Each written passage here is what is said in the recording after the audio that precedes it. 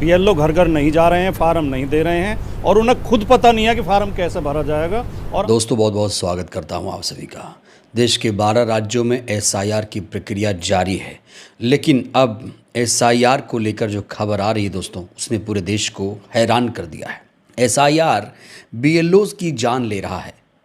वहीं एसआईआर को लेकर तरह तरह की भ्रांतियां भी सामने आ रही हैं। विपक्ष ने साफ तौर से कह दिया है कि एसआईआर इसलिए कराया जा रहा है जिससे भारतीय जनता पार्टी को फायदा हो। कहा जा रहा है कि एसआईआर बीजेपी की जीत का नया हथियार बन गया है। इसमें कितनी सच्चाई है, इसमें आज डिटेल में बात करेंगे। साथ ही साथ बीएलओज़ की कहां कहां मौत हुई है उसे भी आपको बताएंगे। लेकिन सबसे पहले दोस्तों आपको वो खबर मैं दिखाने जा रहा हूं जिसे देखकर आपके रोंगटे खड़े हो जाएंगे। ये खबर जनहित में जारी कर रहा हूं मैं, क्योंकि आपके घर में आपके बच्चे, आपके बेटे बेटियां, जो छोटे छोटे मासूम बच्चे हैं वो स्कूल जा रहे होंगे। और अगर आपके बच्चे ऐसे स्कूल में पढ़ रहे हों जहाँ का प्रिंसिपल आपराधिक प्रवृत्ति का हो, तो फिर क्या होगा दोस्तों, सोचिए। एक वीडियो मैं आपको दिखाने जा रहा हूँ जिसमें एक प्रिंसिपल छात्रा से कह रही है, मैं तुम्हारी हत्या कर दूंगी। देखिए दोस्तों, जल्लाद प्रिंसिपल को पहले देखिए आप। करना सही था, चोटी पकड़ के मारूंगा। आप तो जो करना है वो कर लीजिए। तो आप ऐसे ही मारेंगी, आप ऐसे ही मारेंगी। मैं मारूंगी अगर ये खड़ी होगी ऐसा। आप ऐसे ही मारेंगी। मेरा हाथ पकड़ के दिखा, मैं इसकी हत्या कर दूंगी। हाथ पकड़ मेरा हाथ तुम्हारा।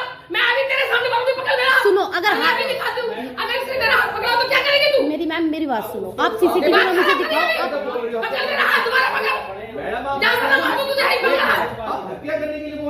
इस वीडियो को दिखाने का मकसद सिर्फ इतना है कि अगर आपका मासूम बच्चा स्कूल जा रहा है, अगर वो शिकायत कर रहा है तो उसकी शिकायत को गौर से सुनिए, और वो अगर कुछ कह रहा है कि स्कूल में हमें दिक्कत आ रही है तो तुरंत उसका संज्ञान लीजिए। अब दोस्तों हम एसआईआर की बात करेंगे। एसआईआर को लेकर अभी अभी एक खबर सामने आ रही है। इस हेडलाइन को देखिए दोस्तों, एसआईआर कट सकता है आपका वोट, सिर्फ फॉर्म में मांगी गई जानकारी भरना है, नहीं देना होगा कोई दस्तावेज। तो जो लोग दस्तावेज के लिए परेशान हैं वो थोड़ा सा कूल हो जाएं, थोड़ा सा ठंडे दिमाग से सोचें।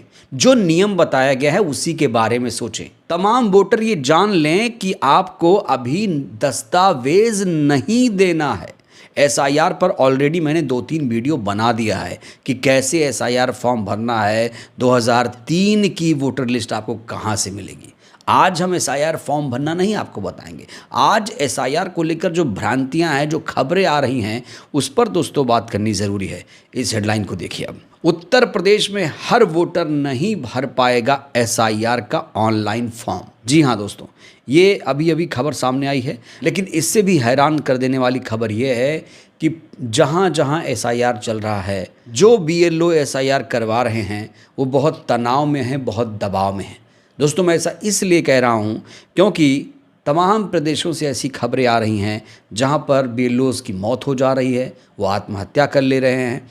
जैसे मैं आपको पूरी लिस्ट दिखाना चाहता हूँ। देखिए दोस्तों, गुजरात बीएलओ अरविंद ने की आत्महत्या, गुजरात बीएलओ रमेश की मौत, पश्चिम बंगाल बीएलओ शांति ने की आत्महत्या, केरल बीएलओ अनिश ने दी जान, राजस्थान के बारे में 3 खबरें आप देख सकते हैं। बीएलओ मुकेश, बीएलओ हरिओम और एसआईआर सुपरवाइज़र संतराम की मौत हो गई है। इसके अलावा मध्य प्रदेश से 4 बड़ी खबरें सामने आई हैं। बीएलओ उदय भान ने जान दे दी है, बीएलओ भुवन की मौत हो गई है, बीएलओ रमाकांत की मौत हो गई है, बीएलओ सीताराम की मौत हो गई है। पश्चिम बंगाल से एक और खबर जहां कहा जा रहा है बीएलओ नामित की मौत हो गई है। तमिलनाडु में बीएलओ जहिता ने जान दे दी है। तमिलनाडु में आंगनबाड़ी सेविका ने अपनी जान देने की कोशिश की है। दोस्तों ये खबरें डरा रही हैं। और इससे भी बड़ा सवाल ये कि आखिर उत्तर प्रदेश में कोई मतदाता ऑनलाइन फॉर्म क्यों नहीं भर सकता, क्यों इसको लेकर टीवी मीडिया में लगातार अखबारों में चर्चा हो रही है। देखिए दोस्तों, मैं आपको बताना चाहता हूं कि जो एसआईआर फॉर्म है वो 2 तरीके से भरा जाता है। जो बीएलओ देगा वो फिजिकल फॉर्म है, उसे भर कर आपको तुरंत बीएलओ को सौंप देना है। एक है मोबाइल से ऑनलाइन फॉर्म भरना, यानी आप मोबाइल से, लैपटॉप से, कंप्यूटर से जब फॉर्म भरेंगे वो ऑनलाइन फॉर्म है। अब बड़ा सवाल ये है कि ऑनलाइन फॉर्म कौन भर पाएगा। देखिए, जिसका वोटर आईडी मोबाइल से लिंक होगा, मोबाइल नंबर से लिंक होगा, वही ऑनलाइन भर पाएगा। याद रखिएगा, यहाँ बहुत सारे मतदाताओं में कन्फ्यूज़न है, तो कन्फ्यूज़न बिल्कुल मत रखिए। तो अगर आपकी वोटर आईडी मोबाइल से लिंक है तो आप ऑनलाइन एसआईआर फॉर्म लॉगिन कर पाएंगे। अगर ऐसा नहीं है तो आप ऑनलाइन फॉर्म नहीं भर पाएंगे। फिर आपको बीएलओ जो फॉर्म दे रहा है वो आपको लेकर भरना है। इस बीच एक और शिकायत आ रही है, कहा जा रहा है कि जो बीएलओज़ हैं वो हर घर नहीं पहुंच रहे हैं। अगर किसी के घर में 5-6 वोटर हैं तो 2-3 फॉर्म ही दिए जा रहे हैं। एक बहुत बड़ा गड़बड़ घोटाला इस समय सामने आया है और इस घोटाले का जो पर्दाफाश है वो विपक्ष के तमाम नेता कर रहे हैं। मैं आपको राजकुमार भाटी जी का एक वीडियो भी दिखाऊंगा जिसमें वो साफ तौर से कह रहे हैं कि ये जो एसआईआर चल रहा है वो छलावा है, वो बेवकूफ़ बनाने की एक कोशिश है। और देखिए, अगर आपके घर पर बीएलओ नहीं आया है तो आप ऑनलाइन फॉर्म जाके डाउनलोड कर सकते हैं। किसी का इंतज़ार मत करिए, ऑनलाइन फॉर्म डाउनलोड करिए, उसके बाद भर लीजिए और बीएलओ को जाकर दे दीजिए।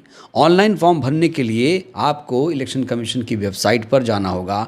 इसके लिए प्रपत्र वोटर हेल्पलाइन ऐप से भी भरा जा सकता है। इस ऐप को गूगल प्ले स्टोर से आप डाउनलोड करिए।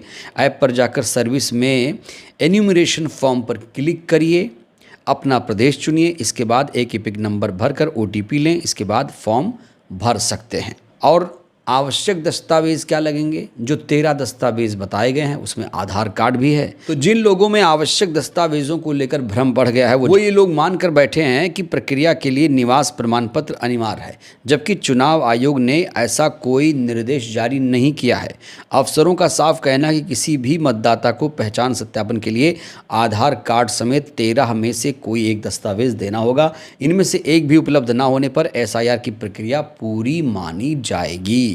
तो भ्रांतियों को अलग रखिए, सच के साथ रहिए। अगर आप सच हैं, अगर आप भारत के नागरिक हैं तो आपको एसआईआर से परेशान होने की ज़रा भी ज़रूरत नहीं है। वहीं एसआईआर की प्रक्रिया को लेकर राजकुमार भाटी जो तेज़ तर्रार प्रवक्ता माने जाते हैं, उन्होंने साफ तौर से कह दिया कि कोई भी ईमानदार, कितना भी ईमानदार हो, 4 दिसंबर तक प्रक्रिया पूरी नहीं करा सकता। दोस्तों, एसआईआर में सिर्फ कितने दिन बचे हैं? अभी 14-15 दिन बचे हुए हैं, 13-14, 2 हफ्ते का वक्त करीब करीब बचा हुआ है। क्या 2 हफ्तों में एसआईआर की प्रक्रिया पूरी हो जाएगी? तो बिना देर के मैं आपको राजकुमार भाटी का ये कीमती वीडियो दिखाने जा रहा हूँ, जिसमें जब संदीप चौधरी जो एबीपी न्यूज़ के पत्रकार हैं, जर्नलिस्ट हैं, एंकर हैं, जब वो एसआईआर को लेकर राजकुमार भाटी जी से सवाल पूछते हैं तो क्या जवाब दे रहे राजकुमार भाटी, दोस्तों वो आपको ज़रूर सुनना चाहिए। देखिए ज़रा। संदीप जी, एक तो मैं ये कह दूं शुरू में ही कि इस प्रक्रिया का नाम दिया गया विशेष गहन पुनरीक्षण। इसमें ना तो कुछ विशेष है ना कुछ गहन है। ये इतने हल्के फुल्के ढंग से, बिना तैयारी के, बिना योजना के, बिना कोई प्रशिक्षण दिए कर्मचारियों को ये शुरू कर दी गई है। मैं आपको ग्राउंड रियलिटी बताता हूँ, क्योंकि मैं शुरू के दिन से इस पर नज़र रखे हुए हूँ और लगातार बूथों का मैं दौरा कर रहा हूँ। मैंने आज भी 100 बूथों की मीटिंग ग्रेटर नोएडा में ली, अपने बीएलए बुलाए अपनी पार्टी के, उनसे रिपोर्ट ली। सच्चाई ये है कि शुरू के 1 सप्ताह तक तो किसी बीएलओ के पास फार्म ही उपलब्ध नहीं थे। जो वो गणना परिगणना प्रपत्र है वो प्रपत्र ही उपलब्ध नहीं थे। लोग मांगते रहे, वो दे नहीं रहे थे। फिर बीएलओ को आदेश है कि वो घर घर जाकर मतदाता को, हर मतदाता को प्रपत्र देंगे और 3-3 बार मतदाताओं के घर जाएंगे। 50% बीएलओ भी घरों पे नहीं जा रहे हैं। कुछ बीएलओ तो नदारद हैं, कुछ जाके बूथों पे बैठ जाते हैं, उनके पास जो आ जाए उसे फार्म दे देते हैं, वरना किसी के घर नहीं जा रहे हैं। तीसरी बात, इन बीएलओ को खुद पता नहीं है कि ये प्रपत्र भरा कैसे जाएगा। बिहार की जो एसआईआर हुई थी, बिहार का फार्म बहुत सरल था। तो इस बात को उजागर करने की मीडिया की तो जिम्मेदारी है ही, विपक्ष की भी है ना।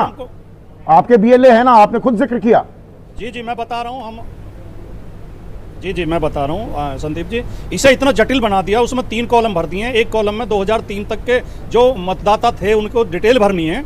2003 की वोटर लिस्ट ही नहीं मिल रही है, ना तो हार्ड कॉपी में है, ना बीएलओ के पास है, ना ऑफिस में है, और पोर्टल पे भी नहीं है। जो इन्होंने पोर्टल का लिंक दिया है उस पर खुल ही नहीं रही है वो।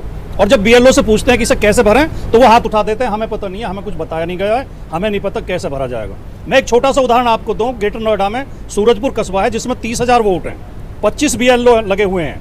25 के 25 बीएलओ में से एक भी किसी के घर नहीं गया है। मैंने कल शिकायत की, पहले उनके सुपरवाइजर से की, उसने कहा जी हमें पता नहीं है। एसडीएम को 3 बार फोन मिला है, एसडीएम ने फोन नहीं उठाया। कोई किसी की जिम्मेदारी नहीं है, कोई सिस्टम नहीं है, कोई व्यवस्था नहीं है। चुनाव आयोग को आपने ये जानकारी दे दी है बाकायदा मेल करके या कोई ज्ञापन देकर, ताकि ऑन रिकॉर्ड रहे ये बातें? नहीं, हमने हमने जिले में तो जानकारी दे दी है, डीएम को तो हमने लिख के दे दिया है कि ये स्थिति है, बीएलओ घर घर नहीं जा रहे हैं, फार्म नहीं दे रहे हैं और उन्हें खुद पता नहीं है कि फार्म कैसे भरा जाएगा। और आम मतदाता को तो पता ही क्या है, पढ़े लिखे लोग नहीं भर पा रहे हैं फार्म इतना जटिल बना दिया है। लेकिन ऊपर चुनाव आयोग को भी हम लिख के दे देंगे, अपनी पार्टी से भी, लखनऊ ऑफिस से 14 दिन तो बचे ही हैं, लिखवा के दिलवाएंगे। फिर 14 दिन बाद फिर अब पछताए होत क्या जब चिड़िया चुग गई खेत। अभी तो ये 1 महीने 4 दिसंबर तक तो ये संदीप जी कर ही नहीं पाएंगे, सच्चाई तो ये है। अब सरकार ने अगर शुरू से ही इसमें कोई धांधली का मन बना रखा हो या भारतीय जनता पार्टी ने कोई षड्यंत्र तय कर रखा हो तो वो जाने, वरना ईमानदारी से और सिस्टम से तो ये तो आप कह रहे हैं 1 महीने में यानी कि 4 दिसंबर तक ये प्रक्रिया पूरी हो ही नहीं सकती। तो राजकुमार भाटी एसआईआर को कह रहे हैं जिसे विशेष गहन पुनरीक्षण किया जा रहा है। साफ तौर से कह रहे हैं ना तो ये विशेष है ना ही ये गहन है। कह रहे हैं कि जो बीएलओज हैं वो 50% घर पर जा रहे हैं और बड़ी बात बीएलओ को ही नहीं पता है कि एसआईआर का फॉर्म कैसे भरा जाए। ये आरोप राजकुमार भाटी ने लगाया। दोस्तों आप लोग एसआईआर फॉर्म भर रहे हैं, आप लोगों से मेरा एक सवाल है, क्या आपको एसआईआर फॉर्म मिल गया? और राजकुमार भाटी जो कह रहे हैं कि बीएलओज़ को ही नहीं पता एसआईआर फॉर्म कैसे भरा जाए, 50% घर तक वो जाते हैं, अगर किसी घर में 6 लोग हैं तो 2-3 फॉर्म मिल रहा है। इस आरोप से आप लोग कितने सहमत हैं और क्या आप लोगों ने एसआईआर फॉर्म भर दिया? राय दीजिएगा। धन्यवाद।